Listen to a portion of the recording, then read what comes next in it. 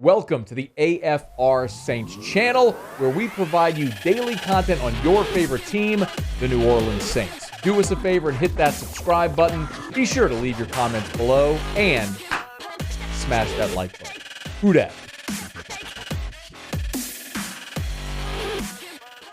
I want to start with quarterback because you are the guy who literally wrote the book. Peyton and Breeze, the men who built the greatest offense in NFL history. So let's look at quarterback and why we are to believe that Sean Payton, sans Breeze, can replicate it with either Hill or Winston. Well, I think the confidence would be born out of the previous two seasons and the work that the offensive staff and the offense did with Teddy Bridgewater and Taysom Hill. The fact that both those quarterbacks were successful, albeit in short stints, but the fact is the offense functioned at a high level and the team was successful with those two guys. So if they can extrapolate that over a full season, I think it gives you a lot of reason to be optimistic in Sean Payton and his offensive staff, especially now that they've got a full offseason to prepare around, build an offense around a different skill set at quarterback. I mean, Jeff, we're having this conversation back and forth about Jameis or Taysom or Jameis. Do you believe it's going to be an actual quarterback competition, or is the staff's collective mind made up? Absolutely, no doubt in my mind it's going to be wide open. There's nothing in Sean Payton that would try to predict this. I think he has confidence in both these guys, believes in both of them, and he truly wants to see one of them earn it. I think he's excited about it. As a matter of fact, I know he is. So I do think it makes sense the way most people are projecting Jameis Winston to win the competition. I mean, he has more skins on the wall. He has the track record of success in the NFL. But I would not in any way count out Taysom Hill. I know Sean Payton loves the progress he's made in the few years he's been in New Orleans and really believes he's going to give Winston a strong run for his money. So look at the rest of that offense, and obviously today the giant story is the fact that there's going to be no Michael Thomas. What are the challenges or the opportunities here throughout these first couple of weeks of camp as they build toward that first preseason game with the skill positions?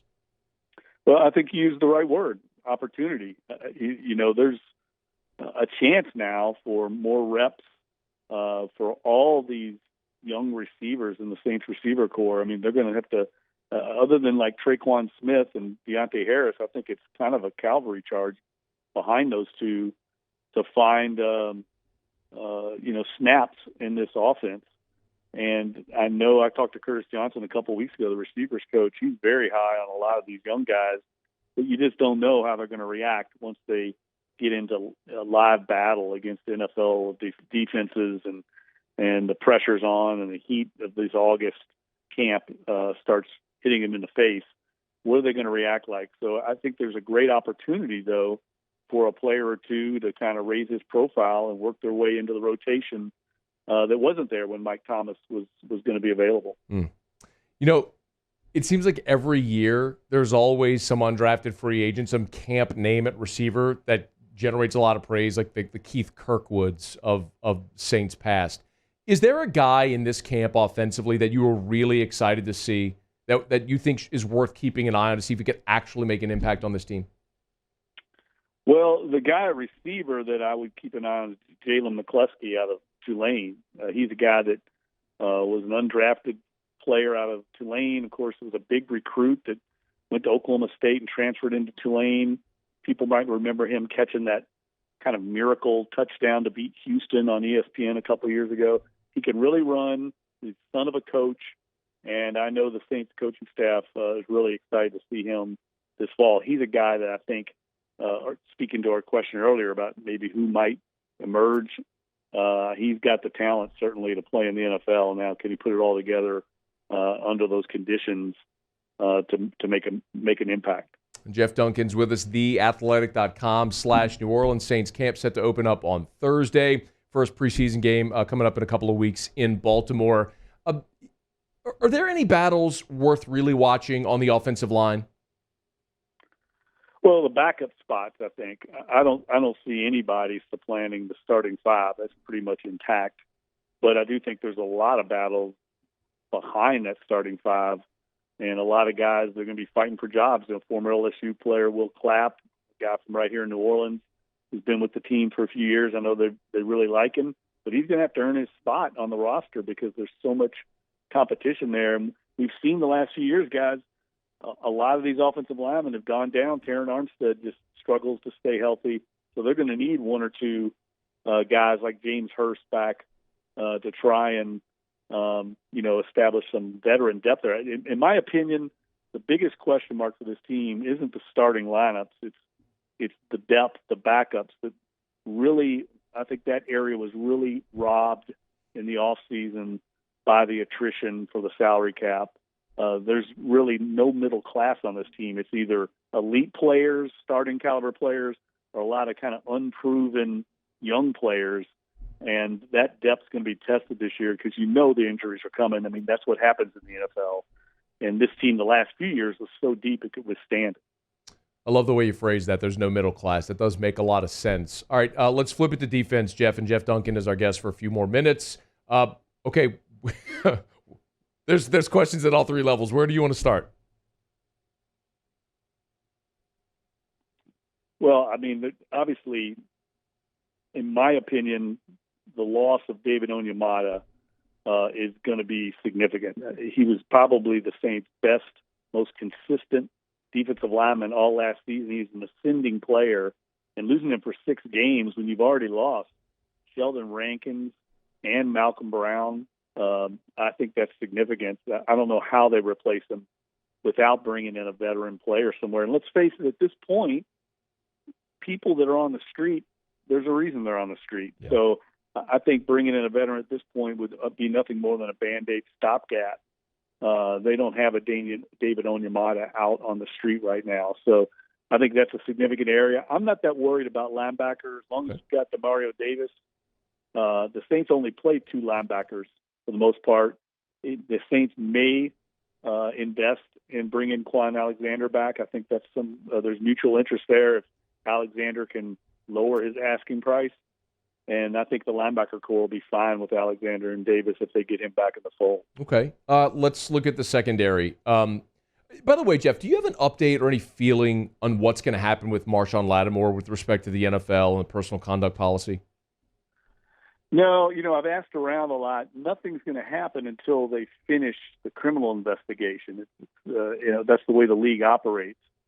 So until they get due diligence on that, I think Lattimore will remain on the team. But I think once we find out something resolved with that, he's going to face some kind of discipline. Whether even the charges are dropped or not, he could still face discipline. But I think the other spot opposite him is the biggest question mark on the defense. Right now, I think you'd have to say Patrick Robinson's the leader in the clubhouse to start there.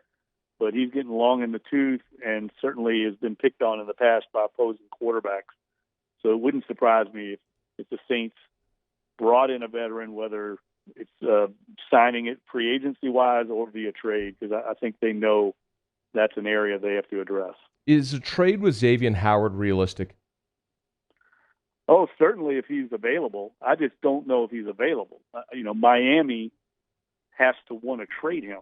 Even though he's requesting a trade doesn't mean they have to trade him, of course. So I think Miami is going to hold on to him. So I think until they show motivation to move him, I would expect him to be a part of the Dolphins' defense this year. Is there a veteran or free agent available that you think might make sense for New Orleans?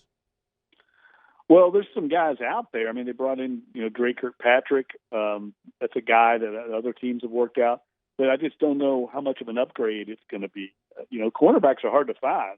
Good ones don't make it to the market this late in the year. So, in my opinion, the Saints are going to have to go to battle with most of what they have unless they can pull a rabbit out of the hat with a trade for a veteran player. And sometimes that works. I mean, you got to remember, in 2006, I remember the Saints made a trade in mid-training camp and brought in Scott Shanley. So things like that can happen. And I know Sean Payton, Mickey Loomis are so aggressive I wouldn't put it past them to make a deal here in the next couple of weeks. Okay. Jeff, before you go, leave our listener, if you would, with maybe one other big sort of overarching principle, something in camp that we haven't talked about yet that you're interested in seeing that maybe might be something people should keep an eye on here these next couple of weeks. Well, I really want, obviously, the quarterback position is what everyone's going to be watching. I'm curious to see just how Taysom Hill's progressed. Is he capable of being a starting quarterback in this league? And if he is, how do they, manufacture this offense around him? I think Sean Payton's intrigued by that. All the different skill sets that he brings to the table and causes issues for defenses. Whether it's Jameis Winston and Taysom Hill or Taysom Hill as the starter, I think Taysom Hill is going to have a huge role this year, one way or the other, because I know how enamored Sean is. And the fact is, you lost Michael Thomas. This might be more of a ground and pound attack than we've ever seen in New Orleans. And Taysom Hill, I think, plays a huge role in that. He is Jeff Duncan on Twitter at JeffDuncan_theathletic.com/New Orleans. And, of course, if you haven't done so yet, you can pick up the book. Jeff, I would guess the book, Amazon, anywhere people buy books? Yeah, you can get it anywhere online, certainly at your local booksellers. It's been selling great. We've got a paperback edition coming out in October, so looking forward to that. And what an awesome opportunity maybe for a birthday present or an early Christmas present as we're right here on the precipice of training camp. Peyton and Breeze, the men who built the greatest offense in NFL history, of course, by Jeff Duncan. Jeff, I appreciate a couple of minutes, man. Thank you so much. Thanks, guys. You have a great day. Hey, thanks so much for watching. Please leave your comments. I love to interact. And be sure to hit the red subscribe button below.